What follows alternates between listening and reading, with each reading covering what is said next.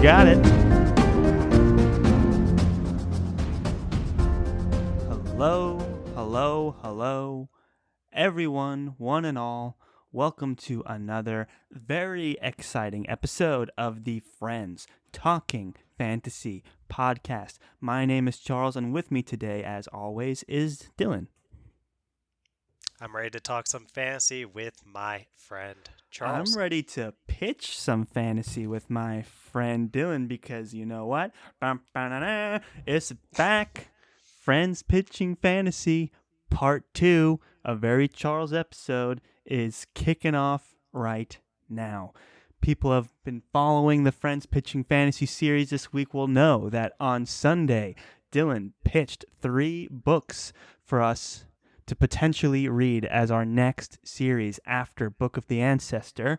He had pitched Gentlemen Bastards, First Law, and Long Way to a Small Angry Planet. And after hearing his pitches, I decided that I could not walk away from the First Law trilogy. So we will be reading that upcoming. What we'll be reading along with the First Law trilogy? Well, that's up for us to decide today. I've got 3 books, 3 pitches on deck, ready to give them to my friend Dylan, and it'll be up to him to make the choice of which series will be next on our list of books to read and discuss here on the podcast. Well done, Charles. I'm really looking forward to hearing your pitches here. Thank you. Think I know what you're pitching already, but you should definitely let the listeners know because I know you've got some great ones in store for us. Yeah, I got work cut out for me today trying to pitch some of these books. It was a bit overwhelming, but I guess I'll just get right into it. But before I do, folks, we appreciate all the support you fans have been tossing our way. And no time like the present. If you listened to Dylan's episode and you liked it, you listened to this one, you're liking it, you're excited for it, drop 5 stars, toss 5 stars to your podcast. Reach out to us on social media. Just Google Friends Talking Fantasy and interact with all the stuff you see. And we greatly appreciate it. We'd love talking to you. We'll talk back, we promise. And with I'll that, talk back. Dylan will do most of the talking, but I'll weigh in. You know, he's always got my blessing when he sends stuff out publicly. So, go for it. Oh, I realized we didn't explain because we just recorded the other episode, but the listeners might be listening to this fresh, and we know the numbers have spoken, Charles. Your episode from last time was slightly more popular than my episode from last time, at least thus far. I'm hoping to make a comeback. I did notice. A lot of those downloads are coming from Georgia, the state. Hard to say what's going on there, but either way, yours was more popular. So there might be a lot of people tuning into this who didn't just listen to my episode. So I guess we should say the way that this works is Charles is going to pitch 3 books, and I'm going to listen. And we got rid of all the other messy stuff around that. If you've listened to any of our other episodes before last week's, we're just basically doing Charles pitches 3 books. We streamlined Friends Pitching Fantasy to be, I'm pitching 3 books. We'll have a little reaction discussion in between each one, and Dylan's going to pick one. That's simple. At the end, we'll have the First Law, and we'll have whatever series Dylan picks. To determine which one we read first will be the highly anticipated virtual audio-only coin flip. Yeah, there's nothing the listeners love more than when we flip a coin on your computer screen, Charles, and then tell them if it landed on heads or tails. But we've got a lot in store for them before we get there. Yeah, I know it's exciting, but don't skip to the end because we got a lot of great pitching to come up in between that. So without further ado, let's just jump right into it here. Like Dylan was alluding to, I've got my work cut out for me today, pitching 3 heavy hitters here. The first being A Song of Ice and Fire, starting with A Game of Thrones by George R.R. Martin, the big one. I think most people are kind of familiar with it. Yeah. So I have to pitch that, which okay. Then we have the Farseer trilogy, beginning with Assassin's Apprentice by Robin Hobb. Absolute classic. Mm-hmm. And then we have The Wheel of Time, starting with The Eye of the World by Robert Jordan. Yeah, So heard of that one too. that's surprising. Oof. I mean, I I know couldn't that help it. I'm this. sorry. It's like whenever Wheel of Time comes up, I just immediately starts taking shots out of nowhere for not having read that and still thinking that he can be a fantasy podcaster. Yep. So 3 heavy hitters, nothing left to do but to just get right into it. And I think I'm just gonna go right into A Song of Ice and Fire. Just tackle that one right away, get it behind us. So, if you're ready, Dylan, I'll go ahead and start pitching. I'm ready. Okay. How am I supposed to pitch A Song of Ice and Fire in a way that will do this work any justice? Um, I will briefly give a nice quick synopsis here. Long ago, in a time forgotten, uh, preternatural event, preternatural. That was from the back of the book. Nailed it. Event, Preter. Preternatural? Preternatural. Preternatural? I don't know. Maybe that was a typo. Event. No, it's a real word. Oh, I don't know how you say it. Well, But you're it was on the nailing the back. pitch. Thank you. Through the seasons out of balance, in a land where summers can last decades and winters a lifetime, trouble is brewing. The cold is returning, and in the frozen wastes to the north of Winterfell, sinister and supernatural forces are massing beyond the kingdom's protective wall. At the center of the conflict lie the Starks of Winterfell, a family as harsh and unyielding as the lands they were born to. Sweeping from a land of brutal cold to a distant summertime kingdom of Epicurean plenty, here is a tale of lords and ladies, soldiers and sorcerers, assassins and bastards who come together in a time of grim omens. So, Wow. pretty epic stuff here. And I just wanted to go on before I get too into the meat of the pitch by saying, without A Song of Ice and Fire, there would be no Friends Talking Fantasy podcast. It's that Yes, that simple. is 100% true. I mean, this is a legendary work, a cultural phenomena that kicked off both of our passions and inspirations and never-ending hunger for modern fantasy. It started here for you, it started here for me, and I think it started here for a lot of people in this day and age. Already considered a classic, Game of Thrones is just one of the quintessential masterpieces of modern fantasy. And even the television show as well needs no introduction. Cultural phenomena for nearly a decade just absolutely took over popular culture. And I remember when our jaws dropped simultaneously as we watched the season 6 finale. And throughout the remember we were in person and we watched I do that? remember we were in person for that one.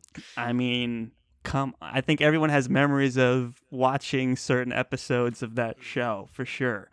And it's just full of those jaw-dropping, amazing moments. And what's amazing about George R. R. Martin is that he keeps it coming, and your jaw continues to drop every time. You think after the first one you'd be prepared for it, but you're just not. You just can't be. And that just speaks to the master work that is George's plotting and character development. I mean, it's sparked for us endless conversations, and before season 8 came out of the TV show, endless speculations of how this story would go and how it would become. And it's these conversations that got us excited about fantasy and excited about the potential of recording a podcast. So, I mean, it all tacks on to George's mastery and checks all the boxes. Great characters, dialogue, prose, plot development, world building, all these military aspects. I mean, I just wanted to read a couple short quotes that I think even people who haven't read the books or watched the series might even know. A mind needs books as a sword needs a whetstone if it is to keep its edge. Beautiful. Beautiful. Tyrion. Never forget what you are, for surely the world will not. Make it your strength, then it can never be your weakness. Armor yourself in it, and it will never be used to hurt you. A lot of Tyrion quotes coming at us. Absolutely. Bran thought about it. Can a man still be brave if he's afraid? That is the only time a man can be brave, his father told him. Beautiful. Masterful. One more. The man who passes the sentence should swing the sword. If you would take a man's life, you owe it to him to look into his eyes and hear his final words. And if you cannot bear to do that, then perhaps the man does not deserve to die. I mean, you could go on and on and on. Just in the first book, all these amazing quotes and characterizations and moments that solidify this as a masterpiece. Now, reading the first, I should have mentioned at the top that I was really proposing that we read the first 3 books in A Song of Ice and Fire for right now, and then we would come back and read the other 2, and then the rest as they drop. And there's some challenges with that.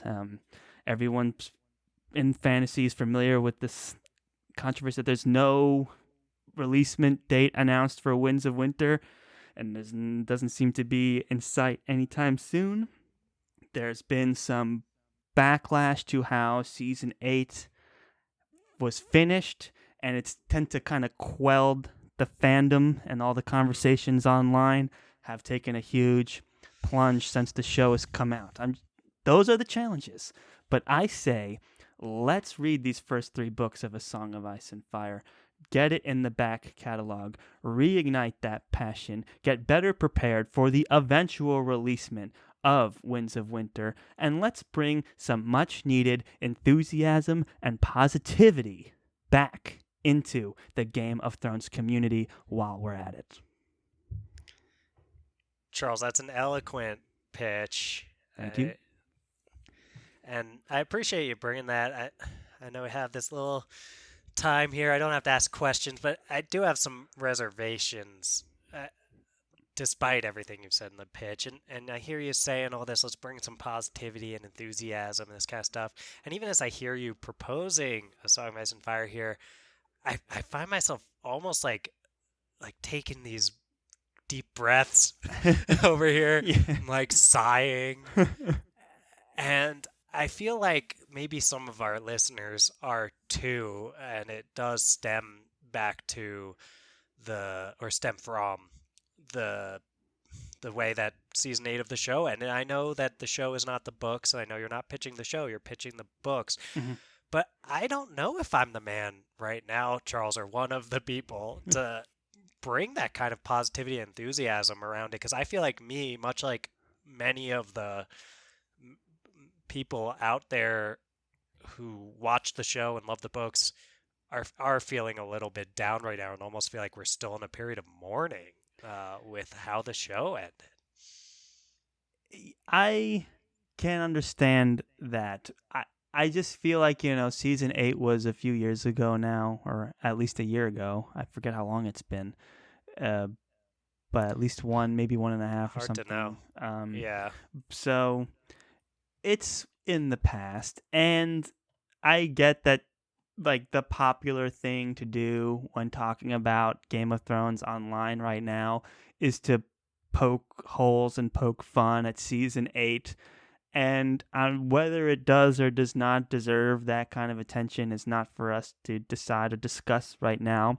But that does not undo the magic that is the first half of that story and is the books. And that's why I tried to stuff some of these quotes in here to kind of breathe some of that life back in. I remember when we were recording our character series, both of them, like multiple Game of Thrones characters appeared for both of us for both episodes. I mean, that's no coincidence. These books are astounding, and they're full of great characters, and they deserve to be remembered and respected in a way beyond like the memes of poking holes in season 8. If you ask me, we've had that conversation, and there's nothing more to contribute. But what I think we can do is look back and appreciate the masterpiece that is Game of Thrones. You know what? It'll be good to have it in the back catalog. It'll be a welcome to anyone coming onto our podcast can see it and watch it. And a similar thing with Lord of the Rings, right? These are classic works that we should be putting out, getting catalogs so that we're prepared for when Winds of Winter comes out, it's going to be a big deal, and we got to be ready. So all for the sake of positivity and love. And I mean, come on, just like I said, it didn't feel like Friends Talking Fantasy without having Abercrombie brought into the mix. I feel we're missing that last other piece is Game of Thrones, man. And then we're in it. I get where you're coming from, Charles, and I can say even without hearing the rest of your pitches that I do, at some point, we will read the A Song of Ice and Fire series on the Friends Talking Fantasy podcast, right? Mm-hmm. And I think it'll come down. You did a good job pitching this one, and it'll come down for me to hearing these other pitches as to whether or not that will be very soon.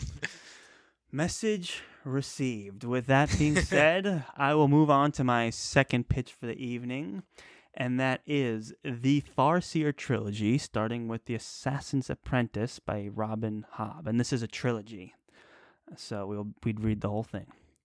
So, quick background. The Farseer trilogy is about Fitz, son of Chivalry Farseer. He's a royal bastard cast out into the world, friendless and lonely. Only his magical link with animals, the old art known as the wit, gives him solace and companionship. But the wit, if used too often, is a perilous magic and one abhorred by the nobility. So when Fitz is finally adopted into the royal household, he must give up his old ways and embrace a new life of weaponry, scribing, courtly manners, and how to kill a man secretly as he trains to become a royal assassin. And as I was perusing through all of the praise for this trilogy, I came across one written by the prolific Goodreads writer and reviewer Mark Lawrence, who also Mark has Lawrence. penned Book of the Ancestor, which we're in the middle of reading and recording as we speak today. Which so is so good. it is good, and I thought it would be fitting to pull just a few sentences from his review for you today. So this is from Mark Lawrence. Robin Hobb can write a first-person story with rare skill. She shows you a world through Fitz's eyes and makes it matter, makes it vital. Some elements of Hobb's fantasy are fairly old school, but written with a modern style and a literary skill that one almost never used to see in fantasy and is still hard to find in the genre. What Hobb does best, quite possibly better than any other fantasy writer, is build, develop, and breathe life into relationships. She writes great characters that you can believe in, but it's in interactions that they truly shine. Now, Wow.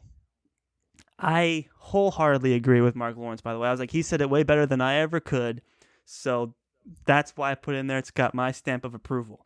Now, Yeah, that guy should be a writer. Yeah, for sure, right? He's good at this. Yeah, he definitely has a good mind for fantasy. So, here's some of the challenges, right? A lot of the common criticisms for Assassin's Apprentice, and there are some, cite lack of action, pacing, and frustration with fantasy's most famous human doormat, Fitz. And I say, Hobb's commitment to the first person of Fitz as he navigates the frustrating structure of politics and high society is what makes this series stand out as one of the greats in modern fantasy. Her mastery of characterization and her honest and often painstaking portrayal of relationships is second to none. So I'm telling you today, Dylan, when you are considering to read the Farseer trilogy, consider a great first-person perspective where we really get to know Fitz the character. And yes, maybe nothing truly action-packed or subverting is going on, but it's honest and true, and it's the most intimate we'll get to know a character, and his relationships get so intimate, and it's sometimes so like heart-wrenching that it's what seals this whole trilogy as a masterpiece. Wow. I'm very impressed by Thank you. your pitch there, Charles. You know my background with these books, Mm-hmm. and I'll let the listeners in on them. I did read the first one, that's Assassin's Apprentice, if I'm Correct. remembering correctly, Mm-hmm. and I was kind of lukewarm on it. Like I liked it. I didn't think it was bad or anything, but then I I wasn't really hooked, and when I started the second one, somehow I just kind of lost steam, and it just didn't grab me in the ways that I was looking for, Charles.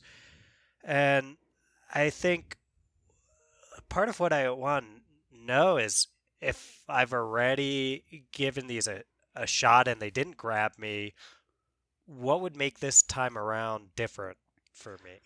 Sure. I think there's two things. The first is kind of like this state of mind.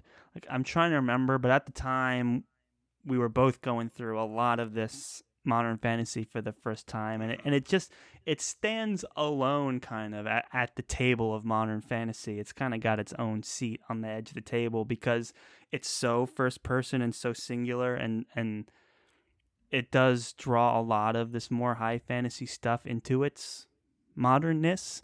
Um, so I think if you come at it with the perspective of, okay, here's a writer, Robin Hobb, a mastery of characterization, and let's see how she tells her story through this first person perspective of Fitz. And when you go in with that perspective and that's appreciation, I think you'll get a lot more out of it and you'll stick with it. I'll also say that just by reading the first book, you're missing out on this piece I was talking about, which was the relationships. And I know from King Kill you love yourself some complicated relationships, and Fitz has them in spades, not just with romantic interests, but with everyone else in his life. So I would say you really get to see those develop and pay off by the end. And I just remember, I read these so long ago. I read the Farseer trilogy when I was commuting into Manhattan from Long Island, and I was listening to the audiobooks. I was reading them on the train. And How I many was, years ago approximately is that, how many Charles? years ago? That would have been Like four, four or five. five. Yeah. Yeah, that's just hard to believe, but that's how long it's been.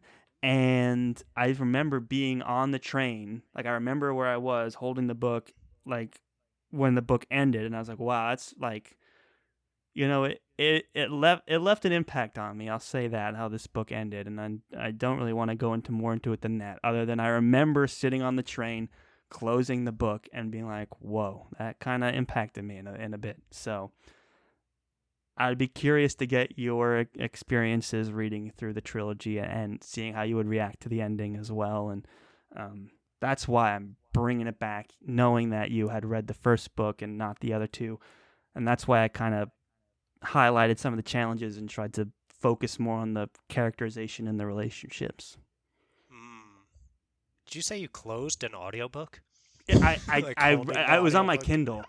I Oh, forgot that gotcha. I kind of backpedaled mid sentence there. I had said I audiobook missed and then it. I said no, wait, the Kindle, and it because I remembered reading it and closing it. Yeah. So Yeah. Well, I appreciate you pointing attention to the characterization bit. I do think I was reading it probably and this was around that before you time went to too. school, right? As a Oh, counseling it was psychologist. when, well, as a person pursuing a PhD in counseling psychology, Right. make Thank sure you. that's all conveyed properly.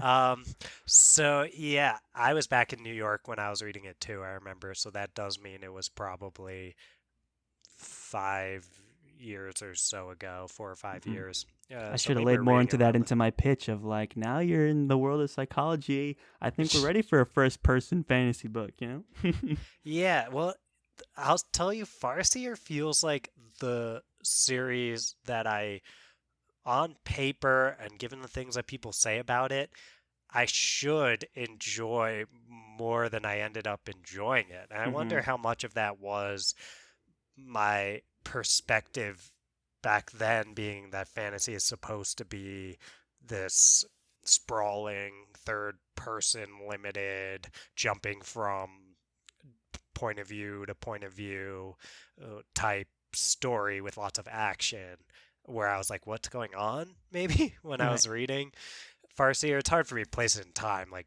had I read Kingkiller yet? I don't think so.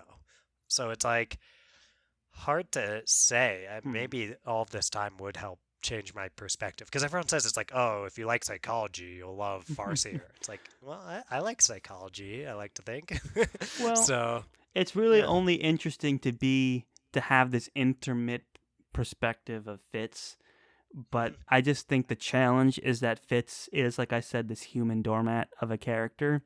So there's challenges that come with that, but still, you can appreciate the skill that went into characterizing him and conveying the story through his perspective exclusively, while Yeah. also him being kind of this doormat character. So Yeah, it's a tough sell when I think the number one thing I talked about I like in protagonists is being proactive when we did oh our yeah, favorite yeah. protagonist Fitz is episode. So not as proactive as your favorite characters are.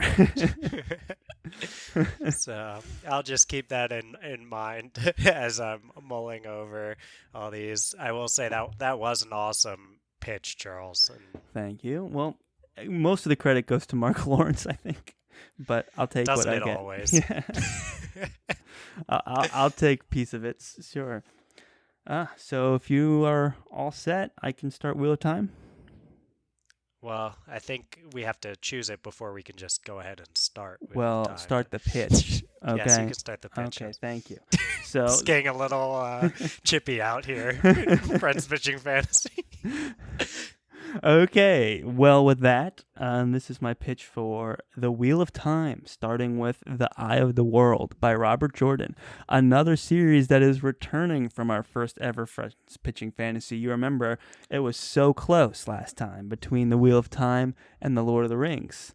And That was close. it was close, and Dylan chose Lord of the Rings that time, and we had a great buddy read of that series, so definitely go back and check that out. But now, here we are. I'm returning. And let's see if I can bring home the pitch this time. So, the wheel of time turns and ages come and go, leaving memories that become legend. Legend fades to myth, and even myth is long forgotten when the age that gave it birth returns again. In the third age, an age of prophecy, the world of time themselves hang in the balance. What was, what will be, and what is may yet fall under shadow. When the two rivers is attacked by Trollocs, a savage tribe of half men, half beasts, 5 villagers flee that night into a world they barely imagined, with new dangers waiting in the shadows and in the light. So, Is your man, plan to just read the whole series to me on live on the podcast? that's just a little background, man. I'm setting the mood here before you Okay. skewer it. As my pitch here is poked a can't help hole in. myself. Well, anyway, so the mood has been set now. Definitely. So, I mean, I highly recommend people go back and check out my first pitch for the Wheel of Time to Dylan, because I went hard on this whole idea of this high fantasy experience, right? Because Lord of the Rings and Wheel of Time are probably the two, like looking back, quintessential high fantasy series for a modern fantasy podcaster to have under their belts. And I think you made the right choice starting with Lord of the Rings, but I'm going to go back to that same argument. I think that last piece, before you can be complete, is the Wheel of Time. And we know that's true from our iterations with Phantology and all of our conversations on the Twitter sphere that the Wheel of Time fandom is alive and well, and maybe has never been healthier and stronger. There's still tons of enthusiasm for this series out there. There's still lots of conversations happening around these books, and for good reason. They're so expansive, and it's such a huge story, and this idea of world building has never been so ambitiously approached as it has been in the Wheel of Time. So that's the piece I think that we need to come back to. It's like, hey, you want to see some really great world building drawn on these high fantasy elements that bring it into something that even modern day fantasy readers can talk about and theorize about. And we know the end gets picked up by one of our favorites, Brandon Sanderson. So just the whole community of fantasy fans, Wheel of Time is wound up in all of it. And it's an experience that you definitely need to have, and I'm telling you, it's worth it. I know people look at this 14 book like thing and see like, oh my god, I'm not reading a 14 book trilogy, but we read the first 3 now, which is what I'm proposing, books 1, 2, and 3, and we'll pepper in the other ones throughout the length of the podcast. There's no rush to get through all of them, but I will say the ending that culminates in the final battle is a really exciting one. I think the magic systems in this are really unique and exciting, and the different creatures and characters and relationships and things like that. It's certainly an exciting one, well worth the experience of reading them. The audiobooks, as I said last time, I know you're an audiobook guy. Michael Kramer and Kate Redding at their best, hands down. They do an absolutely amazing job with these audiobooks, and it's really just amazing experience to listen to them perform all these hundreds of different characters throughout 14 books. It's like days worth of audio. It's really crazy when you think about the scope of this work and how much people still love it and commit to it. And like that alone should be a testament to how important this series is in the history of fantasy. So can't recommend it enough. And this all culminates with the Wheel of Time TV series coming out on Amazon. They've already started picking back up filming of it, so it's inevitable that it's coming out, and we should have some background with the series by the time the show comes out, and no time to start like the present for something that is 14 books long and would take us half a year if we just read it continuously and became nothing but a Wheel of Time podcast, which we're not going to do. So let's start it now. Let's go back to Fantology and say he's ready. He's reading it now. I knew those interactions where we Steven can go called back. me out would come up. And we can finally face the Twitter sphere again. And we can go into those brackets and pick Wheel of Time characters and things. And yeah, it'll be a whole lot of fun. So let's all be part of the conversation, man. That's my pitch. Yeah. Well, I'm hearing you loud and clear. I've been hearing this message for quite some time across multiple podcasts. So it's it's hard for me at this point to not feel that this is one of, if not the biggest gap in my my repertoire when it comes to fantasy books that I've read. It's just over and over again, Wheel of Time, right? So, right. And now it's the second time I'm being pitched it on our own show. So yeah, there's not really any getting away from it. I think that, Charles, can you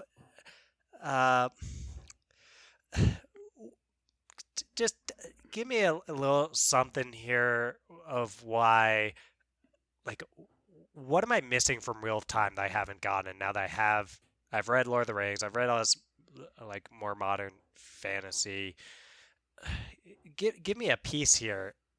What will I gain from it that Sure. besides the street cred, which was a big part of your pitch just now? So if we ever do read The Eye of the World, right, you'll pick it up, you'll start reading it, and you'll be like, this is Lord of the Rings. Right? Mm-hmm. It's that same high fantasy. This is basically the Shire. These guys are basically like hobbits. There's a chosen one, all this stuff, right? That's how it starts. But it turns into something almost right away, once the book kind of gets its own legs. And you'll come to find that the Wheel of Time is heavily influenced by mythology and by this idea of how communication gets changed and warped as time and distance, how time and distance affect the exchange of communication. And then all these different belief systems come into play, all these different mythologies, Robert Jordan drew in from pretty much every religion there is to sprinkle and pepper out throughout his world. So what you're missing from reading Wheel of Time that you aren't getting from anything else is this whole idea of all these cultures and magic systems and mythos that are created in the Wheel of Time. This idea of channeling is super interesting. How it affects men versus women is super interesting.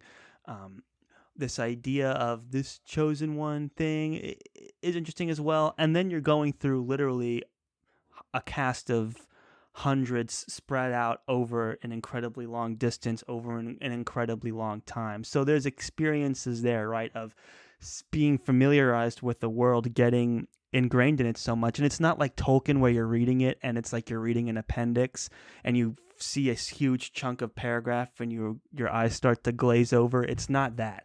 It's told in a much more digestible way, just because you have 14 books with it, right? You're in it so much, you pick up on all these things kind of naturally, and it kind of builds up your enthusiasm and your interest. And there's so much to kind of discover in these worlds that's why I think it's remained so popular today. There's a lot of meat on the bones, as they say, and Mostly you, Charles. and Mostly you say that. fans love it, man. So I'd say that's what it is. In short, it's just like the expanse of it, and also how he's used mythology and culture to create this huge world. It's just a bunch of interesting ideas that you can't get in like a trilogy.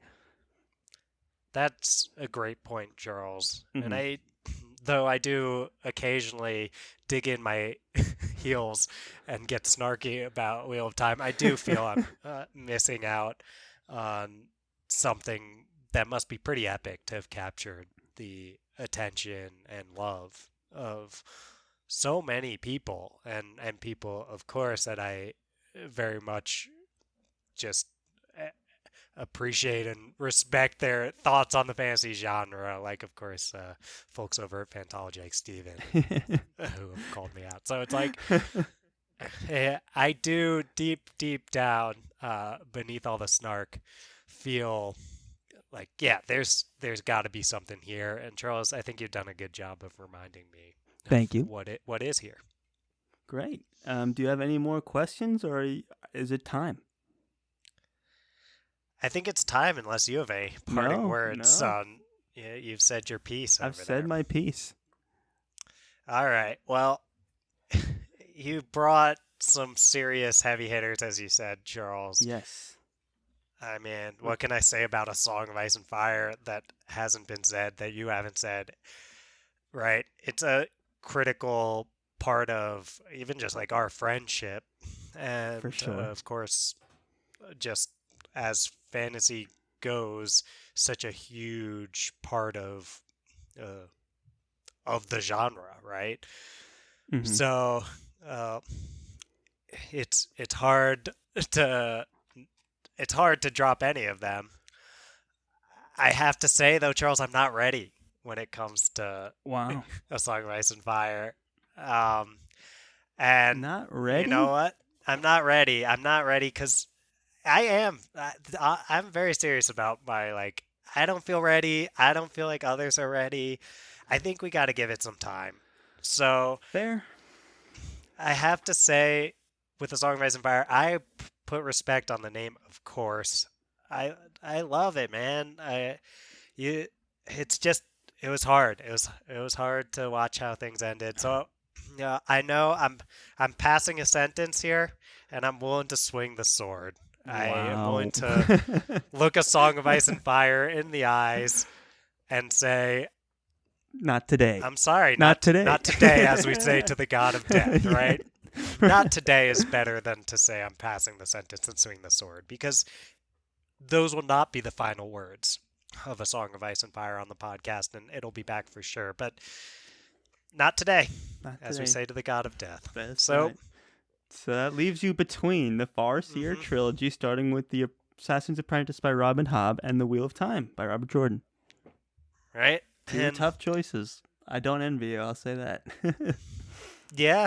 I mean, like I said, when it comes to Wheel of Time, there are just so many conversations and going-ons and things like that on Twitter and elsewhere that I feel I'm missing out on. And it's amazing how long-lasting the impact of Wheel of Time has been. I've heard it from so many people. I know this is a gap. I know that I should read it. And I very much plan to at some point for sure, Charles. And when it comes to Farseer, I do feel like I owe it another shot now that I've gotten more perspective on the fantasy genre and the breadth of what it can offer. Mm-hmm. Mm-hmm. And And all of that being said, as I said with Lord of the Rings, Charles, it's time. It's oh, time, and it's the Wheel of Time whoa! that I'm going I to can't be. believe it. I'm Like going to be picking. I never was truly believing that you would pick it. Like I knew you were gonna be really tempted, but I was like, is today the day? Today's the I day, honestly Charles. wasn't sure where you were gonna go. Yeah, today is the day. Wow. I think it's due at this point. I feel like I'm missing out. I kind of know a bit of what Farseer has to offer, I think, and I'm excited to get back to it when that comes around. But it feels more pressing and urgent. Let's read some Wheel of Time on this podcast, Charles. I couldn't agree more. This is very exciting. I can't believe it. That now we have committed ourselves to at least 3 books, but potentially 14. This is going to be Yeah, a long journey. It's going to be a lengthy journey. Time will go by quite a bit, but I'm happy to be taking that journey with you, Dylan. I'm excited to be taking that journey with you, Charles. So I guess we would start with the trilogy and then decide when we're going to pepper in more of it. There'll be still Yeah. 11 books to go. So we'll fit them in. Between that and the 8 books we have to read for Abercrombie, we'll Yeah. fit it all in. But we're I'm going to hoping keep for spice. 9 We'll with keep Abercrombie. hoping for 9. So we have 9 Abercrombie, 11 Wheel of Time. And then we're going to have to also keep it exciting with new, different stories as well. So we're going to be reading quite a bit. We'll find a way to keep it fresh on the FDF podcast. But we've got a lot of books that just got added to the TBR. A lot. It's true. And that leads us to what everyone that we built up at the beginning of the show here, our virtual audio only, and by audio I mean us telling you what happens, description of the coin toss. Dylan, can you see the coin on the screen? I can see the coin, Charles, and I can confirm to all our listeners who are on the edge of their seat that there is a digital coin on Charles's screen. All right, so here's how this is going to work. Because I'm the one flipping, as is customary, Dylan will call it in the air. The And virtual air. if Dylan calls correctly, then we will read the first law first, followed by Wheel of Time. If he calls incorrectly, it will be Wheel of Time first, followed by that other one, the first law. So, if you're ready, Dylan, I'll just do a 3, 2, 1 flip and call it in the air. Sure thing. All right, I've got my mouse over the flip again button. The mouse is on the flip again button. And my fingers over the mouse here. So we will be flipping the virtual coin in 3, 2, 1. Heads. It's flipping, and it's heads.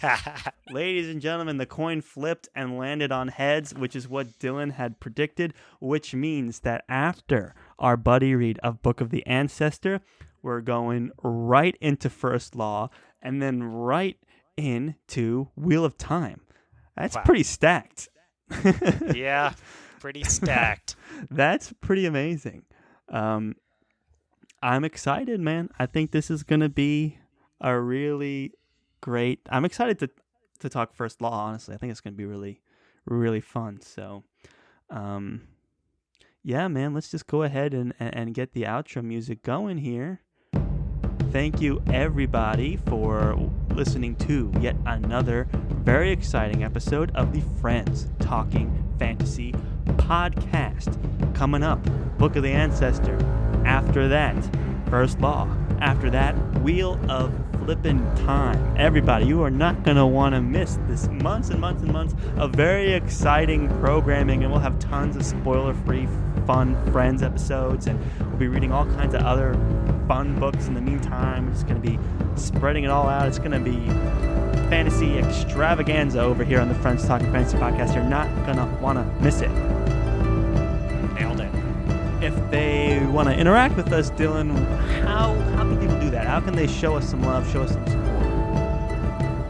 They can go to us on Twitter at the FTF Podcast 1, and they can also go to Facebook or Instagram at the FTF Podcast, or they could email us at the FTF Podcast at gmail.com. And if you miss on Apple, give us 5 stars if you like it. Toss 5 stars to your podcast, guys. Come on. So we are going to go for now. We have a lot of reading to do.